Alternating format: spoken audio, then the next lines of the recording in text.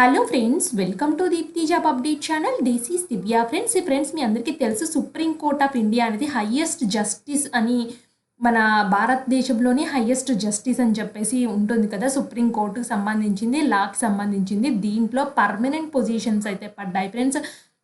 And చక్కగా apply అయితే చేసుకోండి, ఎవరు మిస్ చేసుకోవద్దు. అండ్ ఈ పొజిషన్స్కి ఎవరెవరు అప్లై చేయాలి, ఎలా అప్లై చేయాలో కూడా క్లియర్గా అయితే చూపిస్తాను. అండ్ ఇలాంటి జాబ్స్ ఎప్పుడూ కానీ పడవ ఫ్రెండ్స్. సుప్రీంకోర్టు లాంటి వాటిల్లో చక్కగా అప్లై చేసుకోండి. అండ్ నేను అన్ని క్లియర్గా చెప్తాను, అప్లికేషన్ ప్రాసెస్ కూడా ఎక్స్ప్లెయిన్ చేస్తాను. ఫ్రెండ్స్ చూడండి, ఇక్కడ court master shorthand group A gazetted post, senior personal assistant group B అని 3 రకాల పోస్టులు అయితే పడ్డాయి. ఈ పోస్టులన్నిటికీ శాలరీస్ మంచిగా ఉంటాయి ఫ్రెండ్స్. లెవెల్ 11, 8, 7 అలా పే చేస్తున్నారు. సో మీకు పర్సనల్ అసిస్టెంట్ అయితే వచ్చేసి ఇక్కడ చూడండి, శాలరీస్ ఈ స్ట్రక్చర్స్లో అయితే ఉన్నాయి. అండ్ దీనికైతే వచ్చేసి filling up 3 separate panels of filling అని చెప్పేసి 31, 33, 43 వేకెన్సీస్. అంటే personal assistant 43 vacancies, senior personal assistant 33, court master అయితే 31 వేకెన్సీస్ అయితే ఉన్నాయి. సో ఇంట్రెస్ట్ ఉన్న వాళ్ళు ఈ అన్నిటికీ జాబ్స్కి అయితే అప్లై చేసుకోండి. అదేవిధంగా దీనికైతే వచ్చేసి వీళ్ళొక ఎగ్జామ్ కండక్ట్ అయితే చేస్తారు ఫ్రెండ్స్. నేను ఎగ్జామ్ గురించి అన్ని డీటెయిల్స్కి ఎక్స్ప్లెయిన్ చేస్తాను. అండ్ ఫ్రెండ్స్ ముందైతే వచ్చేసి మన స్టేట్స్లో సెంటర్స్ ఉన్నాయని చెప్పేసి ఎగ్జామినేషన్ సెంటర్స్ గురించి చాలామంది అయితే మమ్మల్ని అయితే అడుగుతారు.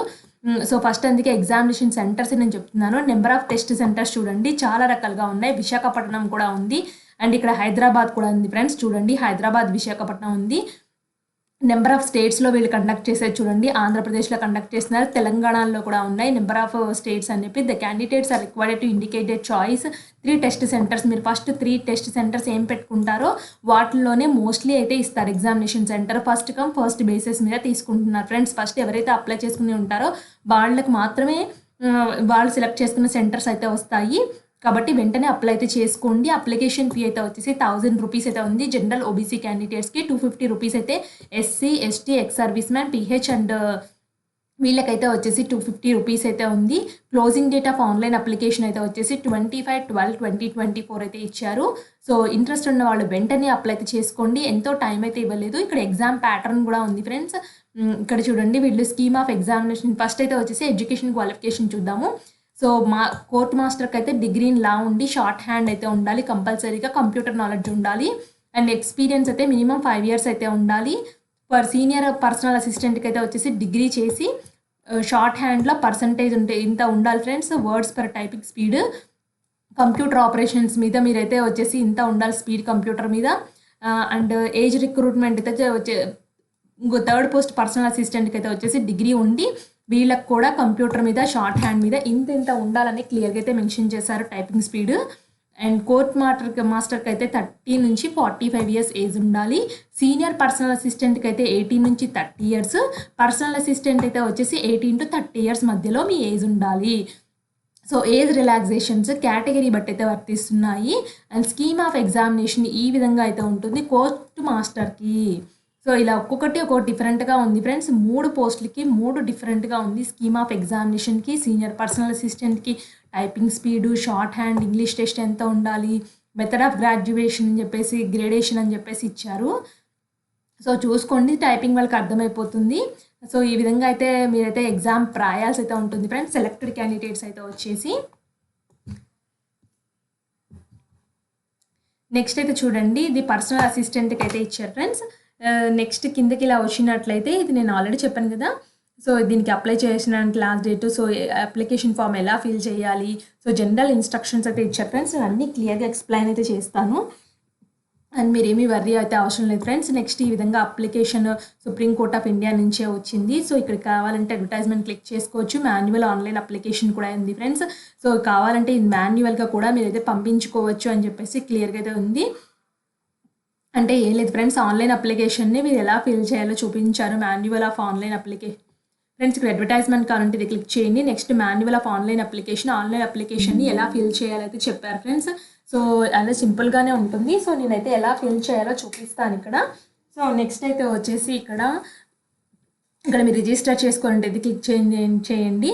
ఆల్రెడీ టు రిజిస్టర్ అంటే ఇది క్లిక్ చేయండి. స్టార్టింగ్ డేట్ లాస్ట్ డేట్ ఇచ్చారు కదా, ఇక్కడ హెల్ప్ లైన్ డెస్క్ నెంబర్స్ ఇచ్చారు. నేను అయితే వచ్చేసి టు రిజిస్టర్కి అయితే వెళ్తున్నాను. సో రిజిస్టర్కి వెళ్తున్నప్పుడు ఇలా లోడ్ అయితే అవుతుంది ఫ్రెండ్స్ పేజ్ అనేది.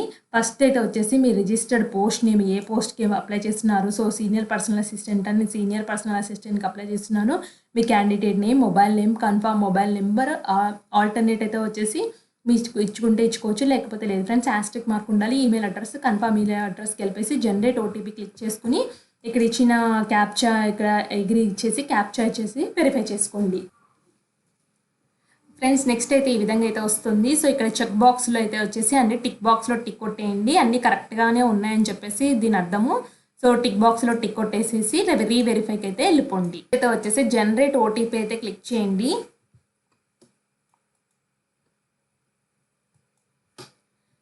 క్లిక్ చేస్తే ఈ విధంగా అయితే వస్తుంది ఫ్రెండ్స్. క్యాప్చర్ అంటే వచ్చేసి సబ్మిట్ అయితే చేయండి. ఓటీపీ అయితే వస్తుంది.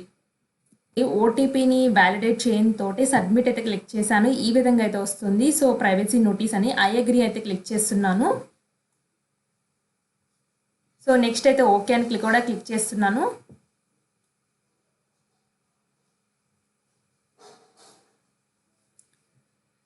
సో నెక్స్ట్ అయితే వచ్చేసి ఫ్రెండ్స్ ఈ విధంగా అయితే వస్తుంది పేజ్. ఇక్కడ టాప్ రైట్ కార్నర్లో గో టు అప్లికేషన్ లాగౌట్ ఉంది కదా. సో నేను ఇప్పుడు గో టు అప్లికేషన్ ఫామ్లోకి అయితే వెళ్తున్నాను.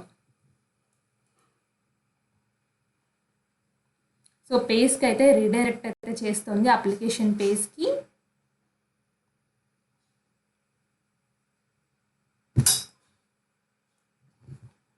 సో ఫ్రెండ్స్ చూడండి, మీరు ఏమైనా అంటే eligibility criteria, communication details, qualification, experience, documents and payment ఈ స్టెప్స్ని అయితే కంప్లీట్ చేయాలి. సో అప్లికేషన్లో నేను already registration number, application number allot చేసింది. పోస్ట్ నేమ్ ఆల్రెడీ నేను రిజిస్ట్రేషన్ చేసేటప్పుడు ఇచ్చాను. మీరు సెలెక్ట్ జెండర్ని అయితే సెలెక్ట్ చేసుకోండి. సెలెక్ట్ జెండర్ అయితే వచ్చేసి మేలా ఫీమేల్ సెలెక్ట్ చేసుకోండి. నెక్స్ట్ అయితే వచ్చేసి date of birth, A citizen of India అయితే సెలెక్ట్ చేసుకోండి. సో రిజర్వేషన్ అయితే వచ్చేసి నాది అన్ రిజర్వ్డ్ కాబట్టి అన్ రిజర్వ్డ్ సెలెక్ట్ చేసుకున్నాను. దాని తర్వాత person with bench mark disability అని అడుగుతుంది. ఎస్ ఆర్ నో అని అయితే క్లిక్ చేసుకోండి. సో నెక్స్ట్ అయితే వచ్చేసి ఎక్స్ సర్వీస్ మ్యాన్ అయితే నేను నో అని పెడుతున్నాను. So are you a dependent freedom fighter అంటే నేను నో అని పెడుతున్నాను. Are you a departmental candidate అంటే నేను నో అని పెడుతున్నాను ఫ్రెండ్స్. మీరు ఒకవేళ ఎస్ అయితే డీటెయిల్స్ అయితే ఇవ్వండి. నెక్స్ట్ అయితే పర్సనల్ డీటెయిల్స్ నేను ఆల్రెడీ ఫిల్ చేసేటప్పుడు అయితే వచ్చాయి కదా రిజిస్ట్రేషన్ చేసేటప్పుడు, అవి అయితే కొన్ని డిస్ప్లే అయితే అవుతున్నాయి ఫ్రెండ్స్. ఇక్కడ ఫాదర్ నేమ్, మదర్ నేమ్ రాయండి. మీ రిలీజన్ ఏంటో ఇక్కడ మెన్షన్ చేయండి. నెక్స్ట్ అయితే వచ్చేసి గవర్నమెంట్ ఐడి కార్డ్ డీటెయిల్స్లో పాన్ కార్డా, ఓటర్ ఐడి కార్డా, పాస్పోర్టా, డ్రైవింగ్ లైసెన్స్ దాని యొక్క నెంబర్ ఇవ్వాల్సి అయితే ఉంటుంది. టెస్ట్ సిటీ ప్రిఫరెన్సెస్ అయితే వచ్చేసి నేను ఫస్ట్ అయితే వచ్చేసి నాకు దగ్గరగా ఉన్న అయితే పెట్టుకుంటాను ఫ్రెండ్స్. మన హైదరాబాద్ అయితే విశాఖపట్నం రెండు అయితే ఉన్నాయి ఫ్రెండ్స్. ఇది 3 టెస్ట్ సెంటర్స్ పెడితే ఆ టెస్ట్ సెంటర్లో ఏదైనా ఇవ్వచ్చు. సో ప్రిఫరెన్సెస్ బట్టి మీరు చెక్ చేసుకోండి. నేను థర్డ్ అయితే వచ్చేసి చెన్నై పెడుతున్నాను.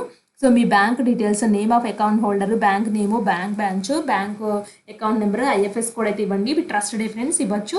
ఇవన్నీ ఇచ్చేసి సేవ్ అండ్ నెక్స్ట్కి అయితే వెళ్ళండి. వెళ్ళిన తర్వాత కమ్యూనికేషన్ డీటెయిల్స్కి అయితే తీసుకెళ్తుంది. సో అక్కడ కమ్యూనికేషన్ డీటెయిల్స్ అయితే వచ్చేసి నార్మల్గానే ఉంటాయి ఫ్రెండ్స్. అంటే మీకు ఎన్ని లాంగ్వేజ్ తెలుసు, సో బేస్డ్ ఆన్ కమ్యూనికేషన్ అన్ని బేసిక్ క్వశ్చన్స్ ఉంటాయి. తర్వాత క్వాలిఫికేషన్, ఎక్స్పీరియన్స్, మీ ఎడ్యుకేషన్ క్వాలిఫికేషన్ ఏంటి, ఈ పోస్ట్కు సూటబులా, లేకపోతే మీకు టైపింగ్ స్పీడ్ వచ్చా, కంప్యూటర్ టైపింగ్ స్పీడ్ వచ్చా, ఇవన్నీ అయితే అడుగుతుంది. డీటెయిల్స్ అయితే ఇవ్వండి. So next documents and payment స్టెప్కి, సో మీరు ఇచ్చిన డీటెయిల్స్ అన్నిటికీ సపోర్టింగ్గా డాక్యుమెంట్స్ అయితే పెట్టాలి. ఫోటో, సిగ్నేచర్ అప్లోడ్ చేయాలి. సో వాళ్ళు రిక్వైర్డ్ డాక్యుమెంట్స్లో అప్లోడ్ చేయండి ఫ్రెండ్స్. పీడిఎఫ్ ఫార్మాట్లో చాలా ఈజీగానే ఉంటుంది. అండ్ పేమెంట్ స్టెప్కి గేట్వేకి తీసుకెళ్తుంది. మీ net banking, credit card, debit card ఏ విధంగానైనా పే చేయొచ్చు ఫ్రెండ్స్ అమౌంట్ అనేది. సో మీకు ఏదైనా డౌట్ ఉంటే కామెంట్ బాక్స్లో కామెంట్ చేయండి, నేను తప్పకుండా రిప్లై అయితే ఇస్తాను ఫ్రెండ్స్. సో ఇది detail notification and application process.